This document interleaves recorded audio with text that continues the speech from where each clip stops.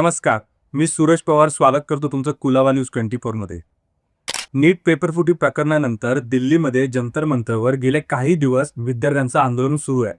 पण हे आंदोलन सुरू असताना या आंदोलनाच्या दरम्यान जे काही घडलं ते अतिशय संतापजनक आणि दुःखदायक बाब आहे. न्याय मागण्यासाठी जेव्हा दिल्लीच्या जंतर मंतरवर हे आंदोलन सुरू होतं तेव्हा पोलिसांकडून विद्यार्थ्यांना मारहाण करण्यात आली, लाठीचार्ज करण्यात आला.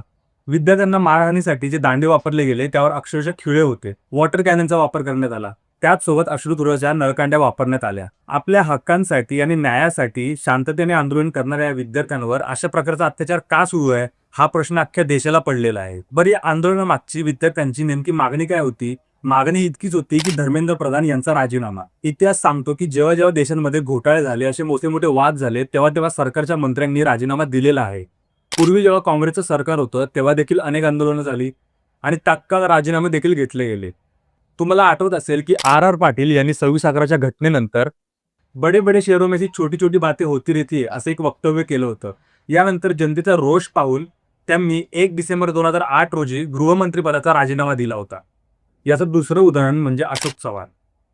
आदर्श घोटाळा प्रकरणात त्यांचं नाव आल्यानंतर 9 नोव्हेंबर 2010 रोजी त्यांनी थेट मुख्यमंत्री पदाचा राजीनामा दिला होता. मग आता प्रश्न असा उपस्थित होतोय की सरकार धर्मेंद्र प्रधान यांचा राजीनामा का घेत नाहीये? राजीनामा देणं म्हणजे काय फाशी देणं आहे का? धर्मेंद्र प्रधानऐवजी दुसरा कोणता सक्षम व्यक्ती सरकारकडे नाहीये का? किंवा यामध्ये काहीतरी गौड बंगाल आहे?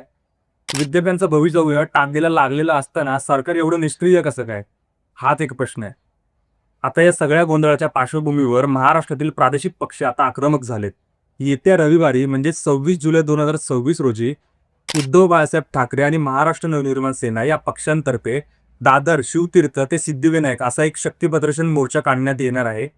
या मोर्चामध्ये कुठल्याही प्रकारच्या घोषणा नसतील, त्याचबरोबर कुठल्याही पक्षाचे झेंडे नसतील, फक्त हातात तिरंगा असेल असं त्यांनी स्पष्ट केलंय. विद्यार्थ्यांच्या आणि जनतेच्या विविध मागण्या पूर्ण होण्यासाठी हा मोर्चा काढण्यात येणार आहे. सिद्धिविनायकाच्या दारात जाऊन सरकारला सुदबुद्धी यावी यासाठी मागणं घातलं जाणार आहे. त्यामुळे दिल्लीत चाललेला हा गदारोळ आणि महाराष्ट्रामध्ये होणारा 26 जुलैचा मोर्चा काय नवं वळण घेऊन येतोय याकडे आता सर्वांचं लक्ष लागलेलं आहे. एक नागरिक म्हणून, एक विद्यार्थी म्हणून याबद्दलच्या तुमच्या भावना काय आहेत कमेंटमध्ये आम्हाला नक्की सांगा.